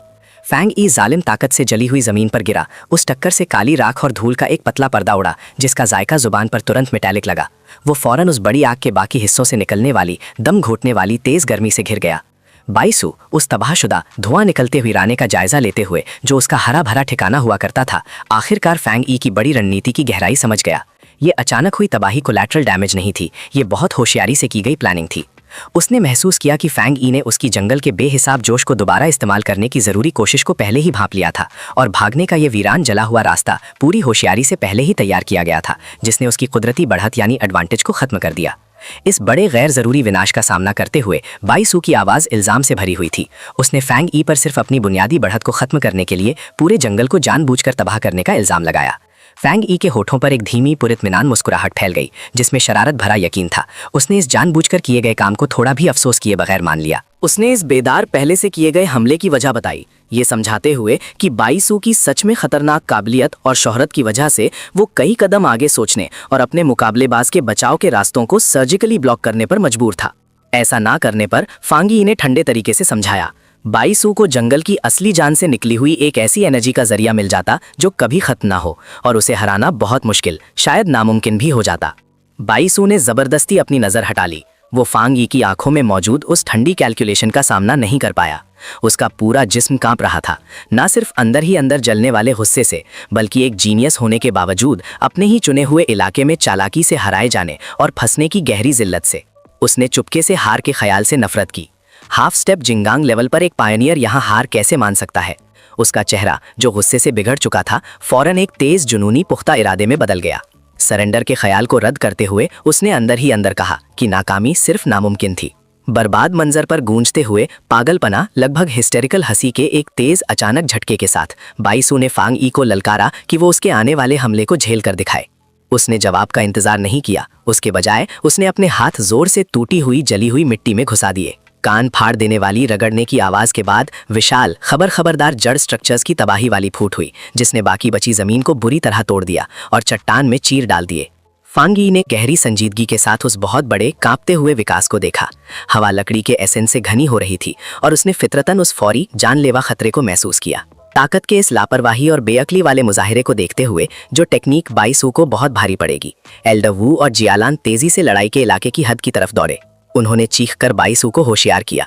उनकी आवाज़ों में साफ घबराहट थी। वो पूछ रहे थे कि क्या वो खुद को तबाह करना चाहता है, और उसे होशियार कर रहे थे कि सिर्फ अपने अंदरूनी स्पिरिचुअल जखीरे को इस्तेमाल करते हुए उस पूरे तबाहशुदा जंगल को नई जिंदगी देने की कोशिश उसके ज़रूरी जखीरे को पूरी तरह ख़त्म कर देगी और शायद उसकी कल्टिवेशन को बर्बाद कर देगी। अपने बुजुर्गों की घबराहट भरी नसीहतों को नज़रअंदाज करते हुए, उन्हें बेमानी शोर समझते हुए, बाईसू ने अपनी स्पिरिचुअल पावर को उसकी आखिरी दर्दनाक हद तक बढ़ा दिया। दूर की पहाड़ी की दीवार से निकलने वाली विशाल पुरानी जड़ें उसके इरादे के बोझ के नीचे दर्द से कराहीं। उसका चेहरा दर्दनाक जहरी तनाव से बिगड़ गया जब उसने गले से एक चीख निकाली। उसकी आंखें तेज कच्ची एमरल्ड रोशनी से चमक उठीं, जिसने थोड़े वक्त के लिए धुएं को रोशन कर दिया। एल्डर वू और जियालॉन ने उस फैलती हुई घबराहट को देखा। बुजुर्ग ने उस निश्चित तबाही वाले नतीजे के खौफ में बाईसू को उसके नाम से पुकारा। बाईसू ने अपनी महारत का इस्तेमाल किया, वो आखिरी टेक्निक जिसे recreation of heaven and earth कहा जाता है, जिसमें उसने आपस में लिपटी बेलों और कच्ची लकड़ी के एसेंस से बना एक विशाल इंसानी शक्ल का ढांचा मजबूत किया, जिसने फांग यी को तेज दम घोटने वाली हवा के साथ तुरंत पीछे धकेल दिया। इसके बावजूद फांग यी ने अपनी ना हिलने वाली लगभग दहशतनाक कंसंट्रेशन बनाए रखी। उसने आग का एक मजबूती से दबाया हुआ चमकदार गोला जाहिर किया और फौरन अपने खिलाफ भेजे गए वुड एसेंस के अद्भुत घनापन और कितनी मिकदार को देखा। पीछे हटने या अच्छी जगह ढूंढने के बजाय फांग यी ने खुद को सीधे और जोर से मोटी आपस में बुनी हुई बेलों के दबाने वाले सैलाब में लॉन्च कर दिया। रगड़ की वजह से फौरन जलन होने लगी। उसने चीखकर परेशान बेबस देखने वालों को यकीन दिलाया कि मुकाबला अभी ख़त्म नहीं हुआ है और वो इस हालात को अच्छे से संभाल लेगा। एल्डर वू खामोश खौफ में जमा हुआ देखता रहा। वो मुदाखलत करने में पूरी तरह नाकाम था। अचानक फांग यी की आंख एक भयानक सुनहरी इन्फर्नो यानी आग में फूट पड़ी, जो उसकी बुनियादी काबिलियत में एक अलग और दहशतनाक इजाफा था। उसने कॉन्सेंट्रेटेड आग की लगातार जला देने वाली छापों से उस घनी दबाई हुई वेजिटेशन को काटना शुरू कर दिया। खुद को काफ़ी ऊपर पोजीशन करते हुए, इर्द गिर्द की गर्मी से एनर्जी खींचते हुए, फांग यी ने सिर्फ फोकस्ड पिघली हुई एनर्जी से बनी एक सच में विशाल तलवार बनाई। बाईसू ने ऊपर देखा। उसके चेहरे पर मायूसी भरा झटका था। वो फौरन समझ गया कि वो इस ज़रूरी हवाई हमले के सामने पूरी तरह कमज़ोर है। फांग यी ने उस विशाल चमकदार हथियार को तबाहकुन जोर से काटने के लिए नीचे की तरफ उतार दिया। बाईसू ने मुश्किल से ही बचने की एक मायूस कोशिश की और वो विशाल तलवार उसके ठीक पीछे उस वेजिटेटिव ढांचे को चीरते हुए निकल गई, अपने पीछे चमकदार सफ़ेद गर्मी का एक निशान छोड़ गई। लंबी लड़ाई की जिस्म को तकलीफ देने वाली मांग और अपने ज़ख़ीरे का लापरवाही से खर्च आखिरकार बाईसू पर असर करने लगा। अपनी काबिलियतों को उनकी काम करने की हद से बहुत आगे ढकेल चुका था। उसने अपने मुंह पर हाथ रखा और ज़ोर से जली हुई ज़मीन पर काले खून का एक गुश उगल दिया। बुरी तरह जख्मी होने और साफ तौर पर मुश्किल में होने के बावजूद उसने हार मानने से इनकार कर दिया। अपनी आंखों में एक बेचैन जंगली गुस्सा लिए हुए उसने एक बार फिर अपने हाथ जोड़े। दर्द के बावजूद चिल्लाया कि उसकी लड़ने की सलाहियत अभी बाकी है और वो नया पूरा जंगल फिर से बनाने को तैयार है, भले ही उसमें उसकी जान चली जाए। फैंग यी ने उस खून बहते बगावती आदमी को एक हल्के, लगभग बेजार मजाक उड़ाते हुए स्मर्क के साथ देखा, जिसमें नफरत साफ छलक रही थी। उसने सवाल किया कि क्या सच में यही बाईसू की मशहूर ताकत का आखिरी और पूरा मापदंड था। जवाब का इंतजार किए बिना वो तुरंत आगे बढ़ गया। डरावनी वेलोसिटी का इस्तेमाल करते हुए ऊपर उठा और एक अकेला फैसला कुन पंच मारा। उसकी मुट्ठी से खालिस सुनहरी हीट निकल रही थी। बाईसू ने फितरी तौर पर रिएक्ट किया। उसकी गहराई तक बैठी ट्रेनिंग थकान के बावजूद काम आई। उसने टकराने से ठीक पहले अपने हाथ क्रॉस करके एक बचाव वाला हरा भरा एनर्जी स्क्रीन बना लिया। इस टक्कर का नतीजा तबाहकुन था, जिससे रोशनी और हिला देने वाली एनर्जी का एक बहुत बड़ा धमाका हुआ, जिसने ज़मीन की बुनियाद हिला दी और हीट एक महसूस होने वाली लहर की तरह फैल गई। सॉन्ग यू पल भर के लिए जमी रह गई। उसका दिमाग इस टक्कर की भीड़ और उस ला रुकने वाली शिद्दत से हैरान था जो मशहूर पायोनियर को इतनी दूर ढकेलने के लिए दरकार थी। फिर भी लिन यी जो आराम से पास खड़ी थी, सिर्फ पूरे गुस्सा दिलाने वाले एतमाद के साथ मुस्कुराई। अपने कज़न को तेज़ी से ख़त्म होते हुए धुएं और राख से नीचे गिरते हुए देखते हुए उसने अंदर ही अंदर देखा कि फैंग यी ने अभी तक अपने पूरे ज़ख़ीरे का इस्तेमाल नहीं किया था और ना ही अपनी दूसरी जानी पहचानी एलिमेंटल अफिनिटीज़ को पूरी तरह से डिप्लॉय किया था। उसने बाइसू, इस सो कॉल्ड जीनियस को, इस आसानी से हार मान लेने पर धिटकारा, जबकि सीलर ने अपनी असली सलाहियतों का सिर्फ एक हिस्सा ही इस्तेमाल किया था। एल्डर वू और जिया लॉन ने उस अफरा तफरी वाले मंजर को संजीदा, परेशान चेहरों के साथ देखा। एल्डर वू ने दुखी होकर कहा कि इस बहुत ज़्यादा जिस्मानी और रूहानी स्ट्रेस की वजह से आखिरकार बाइसू की मशहूर जहनी हालत टूट गई है, चुपके से मानते हुए कि चैलेंजर और सीलर के बीच का फासला सिर्फ हिम्मत से कम होने के लिए बहुत ज़्यादा था। जिया लॉन ने, उसकी आवाज़ में तरस था, साफ किया कि बाइसू एक ना रुकने वाला कॉम्बैट इंथुजियास्ट था जिसने इससे पहले कभी ऐसी मुकम्मल और पूरी तरह से लाजवाब हार का अनुभव नहीं किया था। ये मानते हुए कि लड़ाई पक्का खत्म हो चुकी थी, फैंग यी शांति से खड़ा रहा, बाइसू को थकान से धूल में घुटनों के बल गिरते हुए देखता रहा। अपने होठ के किनारे से ताज़ा खून टपकते हुए बाइसू ने चुपके से शुक्रिया का एक लफ्ज़ फुसफुसाया, मानो उस दर्दनाक ज़रूरी सबक को कबूल कर लिया हो। लेकिन वो लम्हे भर की खामोशी टूट गई जब बाइसू ने अचानक गरज कर ऐलान किया कि उसकी स्पिरिचुअल पावर अभी ख़त्म नहीं हुई है और उसके पास जारी रखने की ना टूटने वाली इच्छा शक्ति अभी भी है। उसके इर्द गिर्द सब्ज एनर्जी का एक चकाचौंध करने वाला सैलाब जोर से फूट पड़ा। ये उसकी आखिरी बगावती घोषणा थी कि वो हार नहीं मानेगा। फैंग ई वुड एनर्जी के बढ़ते तूफान के बीच पूरी तरह शांति से खड़ा था और उसने हल्की सी आहें भरी। ये आवाज़ बेसब्री को दर्शा रही थी। उसने निष्कर्ष निकाला कि अब मुकाबले को अंतिम रूप देने का वक्त आ गया था। बाइसू ने अपनी कम होती हुई एनर्जी को शिद्दत से मरकूज किया, अपने हाथों को सील्स की एक पेचीदा सीक्वेंस में बंद किया। उसने बचे हुए सारे ऑर्गेनिक लाइफ एसेंस को जवाब देने का हुक्म दिया और उसकी कई चमकदार हरी कॉपीज हवा में लटकती हुई पल भर के लिए ठोस दिखीं, एक पागलपन भरे लास्ट डिच असॉल्ट की तैयारी कर रही थीं। फैंग ई ने जहनी तौर पर इस नाउम्मीद हालात का जायजा लिया, ये मानते हुए कि बाइसू की मुस्तहकम, यकीन दिलाने वाली इल्यूजन्स बनाने की ऊंची सलाहियत कमज़ोर होने के बावजूद उसके प्रीमियर पायोनियर होने का दर्जा साबित करती थी और वो आसानी से सबसे मुश्किल दुश्मन था जिसका फैंग ई ने अब तक सामना किया था, खासकर ये देखते हुए कि इस पॉइंट तक पहुंचने में उसकी कितनी ज़्यादा इंटरनल एनर्जी खर्च हुई थी। फिर भी जब एमरल्ड अवतार्स एक साथ हमला करने के लिए नीचे झुके, उनकी बेचैनी साफ महसूस हो रही थी। फैंग ई ने अपनी पोजीशन नहीं छोड़ी। हैरत अंगेज फॉरन वेलोसिटी का इस्तेमाल करते हुए उसने आग की तेज जला देने वाली स्लैशेस का एक तूफान छोड़ दिया। रोशनी की उन तलवारों ने फॉरन एनर्जी क्लोन्स को बीच से काट दिया और उन्हें हरी धुएं की लकीरों में घुला दिया। आग फौरन तेज हो गई, एक भड़कते हुए खा जाने वाले इन्फर्नो में बदल गई जिसने इल्यूजन्स के आखिरी निशानों को निगल लिया। बाइसू पल भर के लिए घबरा गया। इस अफरा तफरी में उसने अपने असल दुश्मन को पूरी तरह से खो दिया था और उसे तब देर से एहसास हुआ कि फैंग ई पहले ही उसके ठीक बगल में पोजीशन ले चुका था, बिना ध्यान दिए हमले के पैटर्न से फिसलकर। फैंग ई ने एक तेज आखिरी जवाबी हमला शुरू किया। वुड पायोनियर को पूरी तरह से अनजान पकड़ लिया और उसे अपनी रफ्तार वापस पाने का मौका नहीं मिला। बाइसू फौरन इमोबिलाइज हो गया, सुनहरी फायर के एक घूमते हुए दम घोटने वाले गायर के अंदर फंस गया। वो हैरानी से पैरालाइज्ड लग रहा था, अपने जिस्म को हिलने या भागने का ख्याल भी पैदा करने में नाकाम। अचानक की मेहनत से खूब पसीना बहाते हुए और अब कच्ची ताकत के इस निरे नज़ारे से गहरी हैरत में डूबा, बाइसू ने अपनी निगाह उठाई, आखिरकार उनकी ताकतों में मौजूद असली खौफनाक फर्क को समझते हुए। फैंग यी सुनहरी फायर और जमी हुई एनर्जी से बने एक विशाल दहाड़ने वाले ड्रैगन हेड के ऊपर हावी खड़ा था। उसकी ब्लेड अभी भी बहुत बड़ी थी, ठीक बाइसू के गले पर निशाना था। उसने शांति से पूछा, उसकी आवाज ड्रैगन की दहाड़ को काट रही थी, कि क्या अब यह थका देने वाला मुकाबला आखिरकार खत्म हो सकता है। एल्डर वू ने इस लाजवाब आखिरी नज़ारे को देखा, ये पहचानते हुए कि बाइसू की हार पूरी तरह से यकीनी और पलट ना सकने वाली थी। वो सिर्फ सीलर की लगातार ज़ाहिरी तौर पर बेइंतहा सलाहियत पर गहरी हैरत जाहिर कर सकते थे कि वो कितनी सरप्राइज और बढ़ती हुई पावर पैदा कर सकता है। जियोलान ने संजीदगी से तबसरा किया कि हालांकि उसने बाइसू की लाजमी डिफीट की उम्मीद की थी, उसने ये उम्मीद नहीं की थी कि शिकस्त इतनी एब्सोल्यूट या स्विफ्ट होगी जब फैंग यी अपनी कोर स्ट्रेंथ डिप्लॉय करेगा। उसके पीछे लिन यी सिर्फ मुस्कुराईं, ठंडे यकीन के साथ कहते हुए कि वो जानती थीं कि ये आउटकम तब से यकीनी था जब से स्कॉच्ड अर्थ स्ट्रैटेजी सामने आई थी। सोंग यू और वैंग लियांग बगल में खड़े थे, इस बात पर सहमत हुए कि आखिरी नतीजा पूरी तरह से मांत्रिकी था, ये देखते हुए कि फैंग ही वो शख्स था जिसने हाल ही में 2 अलग-अलग कॉन्टिनेंट लेवल एनॉमली क्राइसिस को अकेले हल किया था। द मैच फौरन खत्म हो गया जब फैंग ही ने एक नर्म खूबसूरत लैंडिंग की। विशाल ड्रैगन और फायर फौरन खत्म हो गए, सिर्फ धुआं रह गया। बाईसू उसके सामने खड़ा था, हल्के और तेज सांस ले रहा था। उसकी छाती थकान और अंदरूनी जख्मों से फूल रही थी।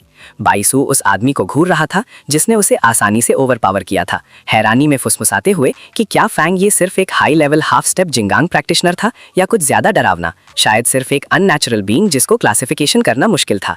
एक कड़वा, खुद को मलामत करने वाला गुस्से का भाव बाईसू के चेहरे पर आया जब उसने आखिर में माना कि उसकी अपनी बहुत तारीफ की गई सलाहियतें फैंग यी के असली जखीरे के मुकाबले में नाकाबिले जिक्र, लगभग बेकार थीं।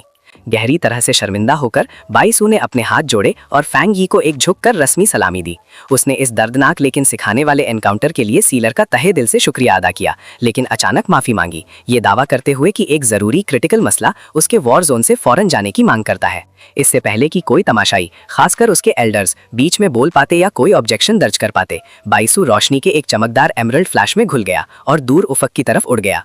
जियोलान ने गुस्से से भरपूर आवाज में उसे तेजी से पुकारा, लेकिन बाईसू की आवाज हल्की सी गूंज कर वापस आई कि वो फौरन इंटेंसिव एब्सोल्यूट ट्रेनिंग के लिए फिर से सिक्लूजन में जा रहा है, उस खौफनाक गैप को कम करने का इरादा करके जिसका उसने अभी अनुभव किया था। जियोलान फौरन एल्डर वू की तरफ पलटी, गहरी परेशानी जाहिर करते हुए कि जरूरी स्टार गॉड वॉर जोन को अभी भी बाईसू के फौरन कंट्रीब्यूशन और उसके स्किल सेट की सख्त जरूरत थी। लेकिन एल्डर वू ने इस हालत को नापी हुई हमदर्दी के साथ देखा, शांति से कहते हुए कि यह पहली बार हुआ था कि इतना मशहूर गुरूर वाला प्रोडिजी इतनी मुकम्मल बेशक शर्मिंदगी उठाए, और इसीलिए उन्हें उसकी मुस्तकबिल की कल्टीवेशन की खातिर उसकी अर्जेंट रवानगी की इजाजत दे देनी चाहिए। फिर एल्डर वू ने अपना पूरा ध्यान फैंग ही की तरफ मोड़ दिया, जो अपने फैलाए हुए हाथ की हथेली से फायर एनर्जी के आखिरी टुकड़ों को शांति से खत्म कर रहा था। बुजुर्ग उसके पास आए, उनका चेहरा संजीदा हो गया और उन्होंने एक गंभीर प्रस्ताव पेश किया। उन्होंने फैंग ही से कहा कि वो स्टार गॉड वॉर जोन के कमांड स्ट्रक्चर में मुस्तकिल तौर पर रहने पर संजीदगी से गौर करें, ये सुझाव देते हुए कि वो ताई ताई सिटी की अपनी जरूरी कैप्टनसी बरकरार रखते हुए उनके साथ एक की ऑपरेशनल रोल निभा सकता है। एक संजीदा भारी रवैये के साथ एल्डर वू ने अपना बुनियादी आखिरी इरादा जाहिर किया। वो चाहते थे कि फैंग ही उनका चुना हुआ लंबे वक्त का जाननशीन बन जाए और पूरे इलाकाई ऑपरेशन को संभाल ले। ये अचानक बहुत बड़ा ऑफर फैंग ही को जाहिरी तौर पर हिला गया, जिससे वो पल भर के लिए रुक गया। एल्डर वू ने आगे बढ़ते हुए शांति से तफसील बताई कि स्टार गॉड वॉर जोन पूरे विशाल शिया नेशन में कल्टीवेशन और स्ट्रेटेजिक रिसोर्सेज का दूसरा सबसे अच्छा पूल कंट्रोल करता है। उसने कौमी इख्तियार के मरकज शेन सिटी, मुल्क के सबसे बड़े सियासी तौर पर सबसे ज्यादा चार्ज मेट्रोपोलिस का जिक्र करना शुरू किया। उसने साफ किया कि शेन सिटी में असली तहकीकुन असर रखने वाले शख्सियत इलाके के सबसे आला पायनियर थे, वो मास्टर्स जिनके पास टोटल अथॉरिटी था। उसने वादा किया कि अगर फैंग ही इस बेटी पोजीशन को कबूल करता है तो उसे आखिरकार इस एलिवेटेड सोशल और पॉलिटिकल स्ट्रैटम में पेश किया जाएगा और इंटीग्रेट किया जाएगा, जिससे उसकी बुलंदी तक पहुंचने की गारंटी मिलेगी। लेकिन फैंग ही ने अदब से लेकिन मजबूती से इस प्रोफाउंड इन्विटेशन को ठुकरा दिया। उसकी आंखें पल भर के लिए एक तेज फैसलाकुन सुर्ख रंग में चमकी। उसने एल्डर वू का इस इनक्रेडिबल ऑनर और उस पर दिखाए गए फेथ के लिए शुक्रिया अदा किया, सिर्फ इतना समझाते हुए कि उसके पास एडमिनिस्ट्रेटिव पावर के लिए ऐसे कोई लॉन्ग टर्म स्टैटिक प्लान्स नहीं थे। उसने खुलासा किया, उसकी आवाज शांत लेकिन मुस्तकिल थी, कि स्पिरिट एसोसिएशन के साथ उसका कनेक्शन सिर्फ प्रैग्मेटिक था। उसने साफ किया कि वो कोई फॉर्मल बाउंड मेंबर नहीं था। उसने कैप्टन का टाइटल सिर्फ एक जरूरी गवर्नेंट के तौर पर कबूल किया था, एक जरिया, और वो भी बहुत कारगर, अपने शहर फेंगलिंग की हिफाजत करने के लिए। उसने मजबूती से कहा, बगैर किसी माफी के एहसास के, कि उसकी किसी भी एक खास और मरकजी निजाम वाली ऑर्गेनाइजेशन से जुड़ने की कोई ख्वाहिश नहीं थी। ये इनकार सुनकर हवा थोड़ी सी ठंडी हो गई। सोंग यू और वांग लियांग, जो इतने करीब खड़े थे कि उसके लहजे की पकड़ सुन सकें, वो फौरन हैरान हो गए। उन्होंने हैरत में एक दूसरे को देखा। उनके लिए यह समझना मुश्किल था, जो इस सिस्टम में पले थे, कि कोई इतनी आला पसंदीदा पेशकश से मिलने वाली कुव्वत और शान को अपनी मर्जी से कैसे ठुकरा सकता है। एल्डर वू ने फैंग यी के फैसले को तजुर्बेकार सुकून से कबूल किया। उनके होठों पर हल्की समझदारी वाली मुस्कुराहट थी। वो फौरन समझ गए कि सबसे खतरनाक और सच्चे हुनरमंद पायोनियर्स आमतौर पर एक बेइंतहा आज़ाद रूह रखते हैं, जो फितरतन ऑर्गेनाइजेशन के हुक्मों और सरकारी जंजीरों से बंधे रहना पसंद नहीं करते। इस मसले पर ज्यादा जोर डालने के बजाय, जिससे सिर्फ रंजिश पैदा होती, एल्डर वू ने चालाकी से एक गैर लिखी अनरिटन स्ट्रेटेजिक दोस्ती का बंधन सुझाया। उसने फैंग यी को यकीन दिलाया, उसकी गहरी आंखों में देखते हुए, कि मेंबरशिप की रस्मी मोहर के बगैर भी उसके पास कोई भी जरूरी दरख्वास्त या मदद की पुकार करने का पूरा बेरुकावत हक रहेगा। इस तरह उनके और रियासत के बीच जरूरी आपस की सपोर्ट का एक लचीला सिस्टम कायम हो जाएगा। फैंग यी ने तस्लीम करते हुए सर हिलाया। फिर उसने ऐलान किया कि वो और जियालान जंगल के गहरे सुकून में डूबे रहने का प्लान बना रहे हैं, अपनी सख्त जाती तरक्की और प्रैक्टिस जारी रखने के इरादे से। अचानक रोशनी की क्वालिटी बुरी तरह बदल गई। ऊपर आसमान खतरनाक हद तक काला हो गया क्योंकि बड़े तूफानी बादल तेजी से इकट्ठा होने लगे, दोपहर के सूरज को ढकते हुए। एल्डर वू ने फितरतन ऊपर देखा, सर पीछे झुकाते हुए। उन्होंने भारी थर्राती हुई हवा महसूस की, ध्यान दिया कि जंगल कच्ची एलिमेंटल पावर से भरा हुआ था, जो हाल ही में हुए बड़े डुअल का सीधा नतीजा था, और उन्होंने एक शिद्दत आने वाले तूफान की जोरदार आमद को महसूस किया। उन्होंने महसूस किया कि लड़ाई की शिद्दत ने फितरी फिजाई एनर्जी को शिद्दत से हिला दिया था, जिसकी वजह से ऊपर घूम रहे छुपे हुए थंडर एट्रीब्यूट को कई गुना ज्यादा ताकत मिल गई थी। फिर उन्हें वो डुअल साफ तौर पर याद आया। फैंग यी ने होश में मंसूबाबंद तरीके से अपनी जबरदस्त लाइटनिंग पावर इस्तेमाल करने से गुरेज किया था, सिर्फ मरकूज आग और तेज काइनेटिक फोर्स का इस्तेमाल किया था। एक गहरा एहसास हुआ, जिसके चलते एल्डर वू ने अपना सर पीछे किया और खालिस तारीफ में एक गूंजने वाली भारी हंसी छोड़ी। उन्होंने फैंग यी की गैर मामूली दूरंदेशी और सलाहियत की तारीफ की। फौरन उन्होंने आसपास मौजूद सभी को हुक्म दिया कि वो जल्द से जल्द जंगल खाली कर दें और पूरा ट्रेनिंग एरिया फैंग यी के लिए छोड़ दें, ये यकीनी बनाते हुए कि कोई भी गलती से उसके आने वाले कल्टीवेशन में दखल न दे। जब वो इस जवान पायोनीर को उसकी तन्हाई के लिए तैयार होते हुए देख रहे थे, एल्डर वू ने सोचा कि साई नेशन के अंदर फैंग यी की काबिलियत और यकीन के एक नुमाया लीडिंग पायोनीर की मुसलसल मजबूत मौजूदगी शायद उनके वतन के महफूज मुस्तकबिल के लिए सबसे बड़ी नेमत थी। फैंग यी ने ऊपर की तरफ एक हल्की समझदार मुस्कुराहट दी, फौरन समझ गया कि एल्डर वू ने सख्त हरारकी को ठुकराने की उसकी असल वजह पूरी तरह जान ली थी। एक शिकारी परिंदे की तेज नफासत के साथ वो पुख्तगी से आसमान की तरफ उछला, सबसे ऊंची कैनपी से ऊपर चला गया। उसने अंदर ही अंदर सोचा कि स्टार गॉड वॉर जोन का विशाल पावर स्ट्रक्चर आखिर में उस पर कोई खास दबाव नहीं डाल पाएगा, ठीक इसलिए क्योंकि उसकी ताकत ज़रूरत से ज़्यादा और नाकाबिले इनकार थी। कुव्वत की इस महज अजमत ने उसको आज़ादी की आखिरी शक्ल अता की। उसकी आंखें एक शदीद चमकदार कोबाल्ट इलेक्ट्रिसिटी से झिलमिलाने लगीं जब उसने फिजाई बेचैनी बिल्डअप को देखा। ओजोन की खुशबू हवा में पहले ही तेज थी।